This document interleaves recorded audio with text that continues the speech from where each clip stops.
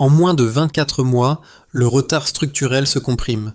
Là où les cartes montrèrent des corridors ouverts, elles signalent des routes coupées, des bases désertées et une surveillance qui s'étire du sol jusqu'au ciel. Que change, pour les villages et les états-majors, l'irruption d'Ibrahim Traoré quand la vitesse devient règle? Parce qu'un signal transmis en minutes remplace une attente en demi-heure, l'adversaire perd son carburant, l'initiative, et la région, déjà sous tension, doit recalculer ses risques, ses alliances et ses anciennes certitudes au-delà des frontières proches, dès maintenant encore. Je vais expliquer pourquoi une décision apparemment technique a déclenché une onde stratégique qui dépasse largement le champ militaire. Pour le dire en 10 mots, il s'agit de comprendre comment la vitesse devient pouvoir régional concret. L'enjeu n'est pas de raconter une montée en puissance spectaculaire, mais de montrer comment un pays longtemps perçu comme dépendant commence à redéfinir seul ses règles de sécurité, puis à influencer les calculs de ses voisins, partenaires et adversaires. Derrière les appareils, les protocoles et les chiffres se joue une question plus profonde. Que devient l'équilibre sahélien quand un acteur enclavé parvient à imposer son tempo plutôt qu'à subir celui des autres? Pour les populations, cela signifie des minutes gagnées sur la peur. Pour les États, une réécriture prudente des modèles de risque. Pour les observateurs extérieurs, la nécessité d'abandonner des grilles de lecture devenues obsolètes. Suivre ce fil, c'est comprendre pourquoi ce basculement discret oblige désormais toute la région à penser autrement la sécurité, la coopération et la souveraineté. La première révélation tient à un chiffre longtemps sous-estimé. En moins de 24 mois, le délai moyen entre détection et réaction est passé de plus de 45 minutes à parfois 12 minutes. La seconde est que cette bascule n'a pas été déclenchée par une coalition extérieure, mais par un réagencement interne désormais associé au leadership d'Ibrahim Traoré. Pour mesurer la portée de ces deux données, il faut revenir au paysage sécuritaire hérité. Pendant des années, les groupes armés ont prospéré non par supériorité de feu, mais par maîtrise du temps. Ils franchissaient les frontières à l'aube, se dispersaient au crépuscule et utilisaient le Burkina Faso comme un corridor ouvert où la géographie servait de refuge plus que de contrainte. L'armée nationale, étirée sur de vastes espaces, fonctionnait à partir d'avant-postes éloignés, appuyés par un renseignement fragmenté et des procédures lentes. L'information arrivait souvent trop tard, laissant nos populations le sentiment qu'un danger pouvait surgir sans avertissement. Les missions internationales ont tenté de combler ces failles par des drones partenaires, des conseillers tournants et des opérations conjointes. Mais leurs priorités restaient alignées sur des agendas conçus hors du Sahel, rarement sur le tempo quotidien des communautés exposées.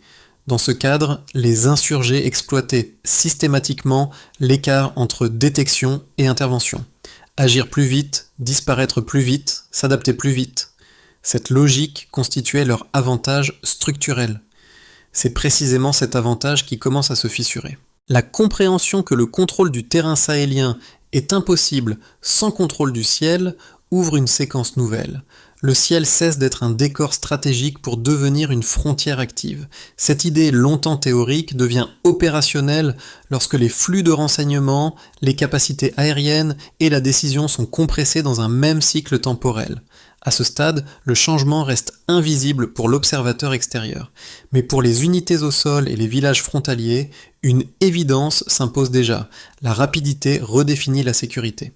Les premiers effets ne prennent pas la forme d'annonces spectaculaires, mais de scènes ordinaires qui changent subtilement de sens. Dans une zone longtemps jugée impraticable, une patrouille locale remarque que certains passages nocturnes diminuent. Rien d'officiel, seulement des indices fragmentaires perçus par ceux qui vivent au plus près du terrain. Un officier raconte qu'au cours d'une mission routinière, des éleveurs, d'ordinaire méfiants, évoquent spontanément une baisse inhabituelle de mouvements armés près de leur pâturage. Ce détail, apparemment anodin, signale déjà un déplacement du risque. Un second cas confirme la tendance. Dans un village frontalier, une alerte communautaire est transmise en moins de 5 minutes alors qu'il fallait auparavant près d'une demi-heure pour relayer une information similaire. Ce raccourcissement suffit à changer l'issue de la séquence. Une petite unité mobile arrive avant la dispersion habituelle des groupes hostiles. Pour les habitants, ce n'est pas une victoire militaire, mais la preuve concrète qu'un signal peut désormais produire une réponse rapide. À partir de là, les comportements évoluent, les hésitations diminuent, les signalements gagnent en précision et la coordination se resserre. Les communautés cessent d'être de simples victimes passives pour devenir des capteurs actifs du dispositif. Dans les cercles militaires, ces retours sont interprétés comme les premiers effets tangibles du nouveau système. Même si ses contours restent encore flous, il ne s'agit pas seulement d'une amélioration technique, mais d'un autre rapport entre population, renseignement et action. Cette dynamique précoce installe une conviction partagée. Lorsque le temps n'est plus perdu, la peur recule. Et c'est là que le changement devient irréversible. L'activation commence presque imperceptiblement, loin des communiqués et des démonstrations publiques. Sur plusieurs semaines, une série de vols d'essais discrets s'enchaîne. Les trajectoires sont basses, répétées, ajustées. Les capteurs thermiques sont testés, les approches nocturnes affinées et les échanges entre unités au sol et opérateurs gagnent en fluidité. Rien n'est encore officiellement revendiqué, mais un glissement s'opère déjà. Les demandes de reconnaissance sont traitées plus vite, les confirmations arrivent en minutes plutôt qu'en heures. Ce déplacement technique, invisible pour l'observateur extérieur, constitue le véritable point de départ de la bascule. Le pic survient lorsque la vieille logique est mise à l'épreuve. Une colonne armée traverse la frontière au crépuscule, comptant sur les délais prévisibles qui avaient longtemps garanti son impunité. Cette fois, la séquence se referme, une alerte communautaire est transmise, une patrouille détecte une signature thermique, un opérateur confirme, en 12 minutes, un appareil est en l'air.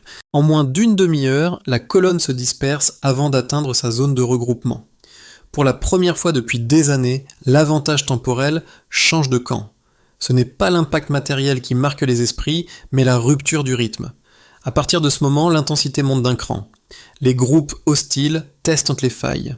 Ils fragmentent leurs convois, multiplient les itinéraires et tentent de saturer les capacités de détection par des mouvements simultanés.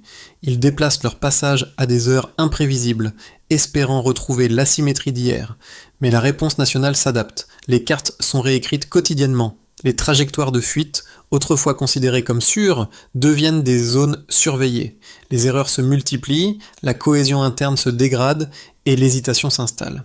Le simple bruit d'un rotor suffit parfois à modifier une décision, même lorsque aucun appareil n'est réellement en vol. C'est dans cette phase que le rôle d'Ibrahim Traoré devient lisible pour les analystes. Non pas dans l'accumulation de matériel, mais dans la capacité à orchestrer un système où la vitesse impose la règle. La transformation change l'économie du risque. Elle prive l'adversaire de son carburant principal, l'initiative, et inverse une dynamique d'usure qui semblait figée. Chaque intervention manquée par les groupes armés ouvre un intervalle supplémentaire pour consolider le dispositif. Les répliques apparaissent ensuite, plus lentes mais plus profondes. Les villages frontaliers signalent moins d'incursions nocturnes. Les réseaux d'éleveurs rapportent une baisse des passages suspects. Certains sanctuaires insurgés se vident ou se déplacent hors des zones désormais surveillées. Rien de spectaculaire, mais une érosion méthodique. À mesure que les missions se multiplient, la région s'ajuste. Les capitales voisines recalculent leurs risques, les contingents étrangers réévaluent leurs modèles et les alliances hostiles se recomposent. La présence aérienne reconfigure les stratégies au-delà même des frontières. Dans cette séquence, une conclusion s'impose. Le cœur du changement n'est pas l'événement isolé, mais l'enchaînement maîtrisé. Et lorsque le tempo est dicté de l'intérieur, l'équilibre régional ne peut qu'en être durablement affecté. La première donnée de référence est claire et mesurable. Avant la réforme, le délai moyen entre la détection d'un mouvement hostile et la réaction effective dépassait régulièrement 45 minutes. Cet intervalle offrait aux groupes armés une marge d'évasion presque garantie. Aujourd'hui, ce délai descend ponctuellement à 12 minutes. Cette compression du temps réduit drastiquement les options tactiques disponibles, car chaque minute perdue rapproche l'intervention et ferme les trajectoires de fuite. En pratique, un cycle plus court transforme une alerte isolée en action crédible, là où elle arrivait autrefois trop tard pour infléchir la séquence. La deuxième mesure concerne la couverture opérationnelle des zones sensibles. Avant la transformation, les patrouilles aériennes ne surveillaient qu'environ 18% des secteurs frontaliers critiques durant les heures à risque. Désormais, cette couverture dépasse 40% selon plusieurs officiers impliqués dans la coordination. Ce saut ne se limite pas à une augmentation arithmétique. Il modifie la géographie perçue du terrain, car la surveillance passe d'un modèle fragmenté à un schéma plus continu. Les espaces considérés comme des couloirs sûrs cessent progressivement de l'être, et l'incertitude se déplace du côté des groupes hostiles. La troisième donnée touche à la réactivité communautaire, longtemps négligée dans les analyses classiques. Avant la mise en place des nouveaux protocoles, la transmission d'une alerte villageoise pouvait prendre près de 30 minutes. Aujourd'hui, plusieurs équipes locales rapportent des délais réduits à 5 minutes. Cette diminution transforme le rôle des populations. Elles ne sont plus seulement des victimes exposées, mais des capteurs avancés du dispositif sécuritaire. Un signal rapide augmente la probabilité d'une réponse efficace et renforce en retour la volonté de signaler. Pris ensemble, ces trois deltas forment une ossature cohérente. Ils ne suffisent pas à expliquer à eux seuls l'évolution en cours, mais ils révèlent la logique d'un système où chaque minute gagnée accroît la pression cumulative sur les réseaux armés. Certains analystes parlent d'un effet d'engrenage. Plus la réaction est rapide, plus l'adversaire hésite, fragmente ses unités et commet des erreurs coûteuses. La contrainte devient autant psychologique que tactique. Dans ce cadre, l'influence d'Ibrahim Traoré se lie dans l'intégration de ces données à une vision plus large. La supériorité locale n'est plus mesurée uniquement en puissance de feu, mais en capacité à compresser le temps. Une force incapable d'agir vite perd l'initiative avant même le premier contact. Cette conviction structure désormais les décisions. Un dernier élément renforce la lecture quantitative. Les sources de renseignements autrefois dispersées, images, rapports communautaires, détection thermique et observation de patrouilles sont désormais fusionnées dans un flux plus court. Cette consolidation réduit les angles morts et permet des ajustements quasi en temps réel. Les comportements adverses le confirment. Fragmentation accrue des convois, abandon de routes historiques et déplacement forcé de cellules vers des zones plus éloignées. Ces mutations signalent une perte de confiance dans les routines passées. Placées dans leur contexte régional, ces données prennent une portée supplémentaire. Les capitales voisines observent la diminution des incursions au nord du pays et intègrent ce nouvel équilibre dans leurs calculs. Même si la transformation reste fragile, la convergence entre chiffres et ces signaux de terrain indique qu'un seuil a été franchi. À partir de ce point, la vitesse devient une ressource stratégique durable, capable de redéfinir la stabilité dans un espace aussi vaste que le Sahel. Deux lectures s'affrontent depuis le début de la transformation sécuritaire observée. La première thèse soutient que l'avantage aérien ne peut produire qu'un effet temporaire. Selon cette position, les groupes armés disposent d'une capacité d'adaptation quasi illimitée. Ils fragmentent leurs unités, modifient leurs itinéraires, se fondent dans la population et exploitent les failles structurelles inévitables d'un État sous contrainte.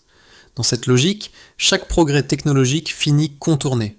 La vitesse ne serait qu'un surcroît momentané, incapable d'inverser durablement un rapport de force aussi fluide que celui du Sahel. La seconde thèse avance l'hypothèse inverse. Elle considère que la dynamique actuelle marque un tournant plus profond, précisément parce qu'elle ne repose pas sur un outil isolé. Ce qui change, selon cette lecture, c'est la synchronisation entre renseignement, décision et action. Lorsque ces trois éléments sont compressés dans un même cycle, l'avantage ne tient plus au matériel, mais au système. Dans ce modèle, chaque acteur, communauté, patrouille, opérateur, commandement alimente une boucle réactive continue. La fragilité d'hier se transforme alors en résilience structurelle. Pour arbitrer entre ces deux thèses, il faut revenir au comportement observable. Depuis la mise en œuvre du nouveau dispositif, plusieurs mutations apparaissent simultanément. Les convois hostiles se fragmentent plus tôt qu'auparavant.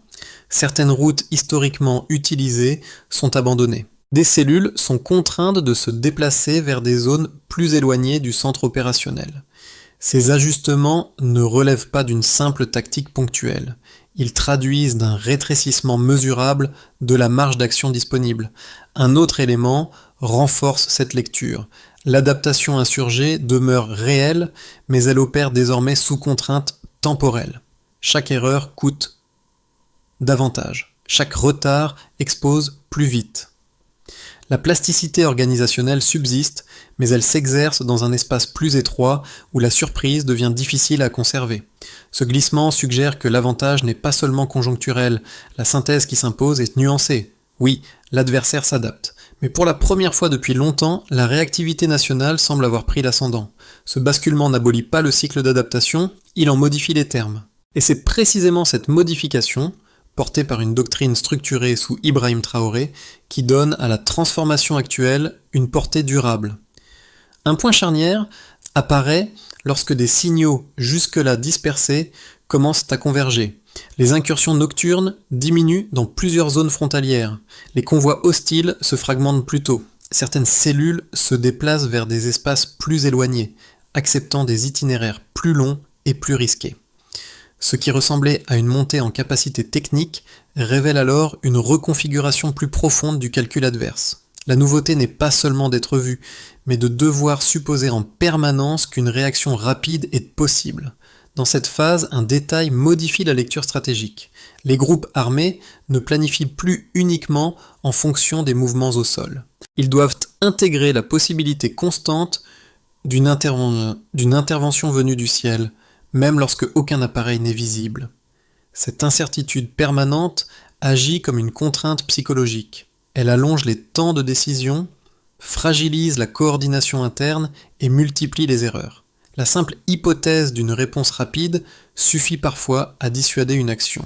Les observateurs régionaux commencent alors à mesurer l'ampleur du basculement. Le pays n'agit plus seulement sur son territoire, il influence les anticipations de ses voisins qui ajustent leurs propres dispositifs pour éviter d'être entraînés dans une dynamique incontrôlée. Les modèles de risque évoluent, les seuils d'escalade sont réévalués. L'espace sahélien se lit autrement.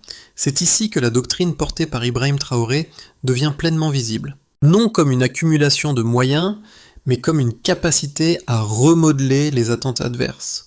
Lorsque l'anticipation change, le rapport de force suit. Et à ce stade, le tempo devient un levier stratégique en soi, capable de produire des effets au-delà de toute action directe. Pour l'État, la première conséquence est institutionnelle. La compression des délais de réaction, parfois réduits à 12 minutes, libère des marges de manœuvre inédites. Moins de ressources sont absorbées par l'urgence permanente. Davantage peuvent être réalloués à la consolidation territoriale et à la coordination.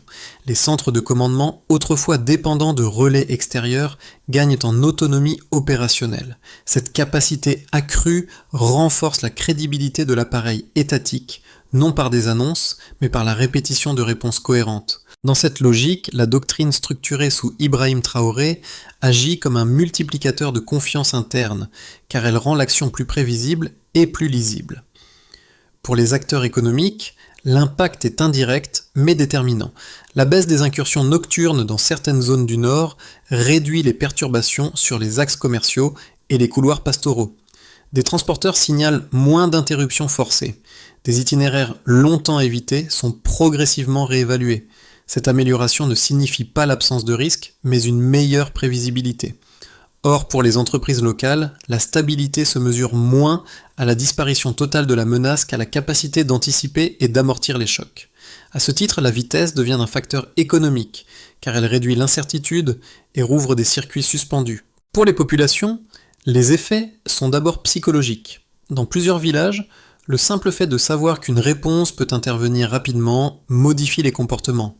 Les signalements augmentent, les déplacements nocturnes diminuent, la coopération avec les unités locales s'intensifie, le sentiment d'abandon qui dominait depuis des années commence à reculer, même si la confiance reste fragile. Cette évolution illustre un point clé. La sécurité ne se vit pas en statistiques, mais en minutes gagnées sur la peur. La doctrine impulsée sous Ibrahim Traoré transforme ainsi la vitesse en outil de réassurance collective, capable de retisser un lien distendu entre l'État et ses citoyens. À l'échelle régionale enfin, les répercussions dépassent les frontières. Les capitales voisines ajustent leurs calculs pour tenir compte d'un acteur désormais capable d'influencer les équilibres frontaliers. Le Mali et le Niger observent l'effet d'un voisin plus réactif sur les corridors transfrontaliers. Dans le même temps, certains acteurs extérieurs réévaluent leur marge d'intervention, conscients qu'une opération mal calibrée pourrait déclencher une séquence difficile à maîtriser. Cette prudence nouvelle traduit une reconnaissance implicite. Le tempo régional a changé. Pris ensemble, ces effets montrent que la transformation en cours ne se limite pas au champ militaire. Elle redessine les flux économiques, modifie les comportements civils et réajuste les lectures géopolitiques. Lorsqu'un État parvient à compresser le temps, il ne modifie pas seulement sa sécurité, il reconfigure la carte du pouvoir autour de lui. Pour projeter les mois à venir, 3 trajectoires se dégagent des tendances observées et des ajustements régionaux en cours. Elles ne prédisent pas l'avenir, mais offrent une grille de lecture utile pour interpréter les signaux faibles. Dans le scénario de base, le plus plausible, le système actuel se stabilise. Les délais de réaction restent comprimés, même si les capacités aériennes fonctionnent à un rythme soutenu. Les groupes armés poursuivent leur adaptation, fragmentent leurs unités et déplacent leurs routes, sans toutefois retrouver l'initiative temporelle qui leur permettait autrefois de dicter les séquences. Les capitales voisines maintiennent une posture prudente, ajustant leur modèle de risque sans entrer dans une escalade ouverte. Ce scénario dessine un équilibre fragile mais durable, où la réactivité nationale contient la menace sans la neutraliser totalement. Dans un scénario plus optimiste, la dynamique s'approfondit.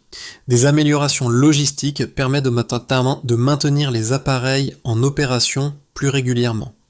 L'intégration des sources de renseignement progresse, réduisant encore les angles morts. Les communautés locales, encouragées par les résultats visibles, renforcent leur rôle dans les chaînes d'alerte. Les corridors frontaliers enregistrent une baisse mesurable des mouvements hostiles. Dans ce contexte, une coopération régionale plus structurée pourrait émerger, donnant naissance à un dispositif sahélien capable de gérer une part croissante des incidents sans dépendance excessive à des partenaires extérieurs. La vitesse, consolidée, devient alors un avantage cumulatif. Le scénario pessimiste repose sur une dérive ou une surcharge du système. Les contraintes techniques s'accumulent. Les cycles de maintenance s'allongent. Les appareils passent plus de temps au sol que prévu. Les groupes hostiles exploitent ces intervalles pour reprendre l'initiative dans certaines zones. Parallèlement, une pression géopolitique accrue, qu'elle vienne d'acteurs extérieurs inquiets ou de frictions régionales, complique les calculs. Une surenchère discrète entre États voisins pourrait transformer la région en espace de compétition persistante, rendant chaque opération plus coûteuse et plus risquée. Pour lire correctement ces scénarios, une recommandation analytique s'impose. Il faut considérer la vitesse non comme un avantage ponctuel, mais comme une ressource stratégique. Sa conservation dépend autant de la logistique que de la doctrine et de la coordination humaine. Si l'un de ces piliers faiblit, l'avantage se dilue rapidement. Si au contraire ils se renforcent ensemble, le tempo imposé peut devenir une constante régionale. C'est à cette condition que les 12 prochains mois prendront tout leur sens. Pour les populations directement exposées, la transformation se lit d'abord dans des ajustements concrets du quotidien. Les incursions nocturnes diminuent dans certaines zones. Des routes longtemps évitées sont parfois réempruntées. Les alertes communautaires deviennent plus régulières et plus précises. La sécurité ne se mesure pas en communiqués, mais en minutes gagnées sur la peur. Lorsque la réponse arrive plus vite, les comportements changeant, on signale davantage, on se déplace avec plus de prudence, on recommence à planifier au-delà du lendemain. Cette évolution reste fragile, mais elle modifie déjà le rapport des habitants à l'espace et à l'État. Pour les acteurs économiques locaux, la lecture passe par les flux. Moins d'interruptions signifie une logistique plus prévisible. Les transporteurs peuvent reconstruire des itinéraires. Les commerçants rouvrent des circuits suspendus. Les petites et moyennes entreprises réévaluent leur marge de risque. La stabilité ne suppose pas l'absence totale de menaces, mais la capacité d'anticiper et d'amortir les variations. À ce titre, la vitesse devient un facteur économique indirect. Elle réduit l'incertitude et permet de reprendre des décisions longtemps gelées. Pour les observateurs extérieurs, enfin, diplomates, analystes et institutions régionales, la transformation impose un changement de focale. Les anciennes grilles de lecture centrées sur la dépendance et l'assistance deviennent moins opérantes. Il faut désormais intégrer l'idée qu'un acteur sahélien puisse imposer un tempo qui influence ses voisins. Certains y voient une opportunité de recomposition coopérative, d'autres redoutent des frictions nouvelles. Tous reconnaissent toutefois que l'équation régionale a changé de variable. Ces trois angles montrent que l'enjeu dépasse le débat militaire. Il touche au comportement, aux échanges et aux perceptions. Comprendre cette dynamique, c'est accepter que la sécurité se construise aussi dans la confiance retrouvée, la prévisibilité des flux et la capacité d'un pays à transformer le temps en ressources partagées. Pour que la transformation engagée s'inscrive dans la durée, une feuille de route claire s'impose. Elle ne repose pas sur un saut technologique supplémentaire, mais sur la consolidation méthodique de ce qui a déjà produit ses effets. La première étape consiste à stabiliser la chaîne logistique aérienne. Les plateformes actuelles exigent des cycles d'entretien rigoureux, un approvisionnement continu en pièces et en carburant spécialisé, ainsi que des équipes techniques formées. Sans cette base, la compression du temps risque de se relâcher au moment critique. Garantir la disponibilité opérationnelle devient donc une condition préalable à toute ambition durable. La deuxième étape vise l'unification définitive des flux de renseignements. Les données communautaires, les images, les détections thermiques et les observations de patrouille doivent être intégrées dans un système unique avec des protocoles standardisés. Cette fusion réduit les angles morts et renforce la cohérence décisionnelle. Elle permet surtout d'éviter que la vitesse acquise ne soit perdue dans des frictions bureaucratiques. La troisième étape concerne la formation des unités locales. Chaque échelon, patrouille, opérateur, coordinateur doit maîtriser les procédures d'alerte, de liaison et d'intervention. L'autonomie du dispositif repose sur une base humaine capable de fonctionner même lorsque certaines capacités sont temporairement indisponibles. C'est à ce niveau que la doctrine prend corps au quotidien. La quatrième étape implique un renforcement de la coordination régionale. Sans alignement avec les pays voisins, les couloirs d'évasion se déplacent plutôt qu'ils ne disparaissent. Une architecture coopérative réduit ces zones grises et limite les interprétations militaires hasardeuses. Enfin, un mécanisme d'évaluation continue s'avère indispensable. Un suivi régulier des délais de réaction, des mouvements frontaliers et des signalements communautaires garantit l'adaptation du système. C'est dans cette discipline, portée par la vision structurée sous Ibrahim Traoré, que la vitesse peut rester une ressource stratégique et non un avantage éphémère. Le retour au terrain, là où tout a commencé, éclaire la portée humaine de cette transformation. Les villages qui servaient de premiers capteurs d'alerte, les patrouilles qui sillonnaient des corridors poussiéreux, et les éleveurs qui observaient autrefois en silence composent désormais un paysage différent. Rien n'a basculé d'un coup. Mais une respiration nouvelle s'installe, faite de signaux transmis plus vite et de réponses enfin tangibles. Ce sont ces scènes ordinaires, déjà entrevues plus tôt, qui donnent sa mesure au changement. Ce souffle discret renvoie à ce que beaucoup avaient sous-estimé, la capacité d'un État à reconfigurer sa relation au danger lorsqu'il contrôle le tempo. Les appareils n'étaient qu'un signal. Le vrai basculement réside dans la cohérence d'un système capable de tenir jour après jour, malgré les contraintes, grâce à une articulation pensée sous Ibrahim Traoré. La vitesse cesse d'être une urgence subie pour devenir une discipline collective. Dans cette recomposition, une idée simple s'impose, presque comme un murmure partagé. La sécurité n'est pas un état figé, mais un mouvement continu. Elle se construit dans la répétition, l'attention et la confiance retrouvées entre ceux qui signalent et ceux qui répondent. Quand un village ose à nouveau transmettre une alerte, c'est tout un lien qui se répare. Une phrase s'imprime alors, sobre et durable. Contrôler le temps, c'est redonner prise sur l'avenir. À ce stade, une conclusion s'impose sans se refermer. La transformation observée n'appartient ni au communiqué, ni au seul cercle militaire. Elle se joue dans la durée, à l'intersection des choix politiques, des capacités techniques et des comportements quotidiens. Ce qui se dessine au Burkina Faso, sous l'impulsion d'Ibrahim Traoré, invite à regarder autrement les dynamiques sahéliennes, non comme une succession de crises figées, mais comme des équilibres mobiles où le rythme compte autant que la force. Suivre cette évolution, ce n'est pas prendre parti. C'est accepter d'observer comment un État longtemps perçu comme dépendant tente de reprendre la main sur son propre tempo, et comment cette tentative oblige voisins, partenaires et analystes à ajuster leur cadre de pensée. Les prochains mois apporteront de nouveaux signaux, positifs ou contradictoires, qui permettront d'affiner cette lecture. Cet espace restera ouvert pour analyser ces inflexions, leurs risques et leurs promesses en croisant données, terrain et perception humaine. Comprendre le Sahel, aujourd'hui, c'est peut-être d'abord apprendre à écouter les changements de rythme, même lorsqu'ils sont discrets. Comment interprétez-vous, ce basculement du tempo dans l'avenir sécuritaire de la région sahélienne ?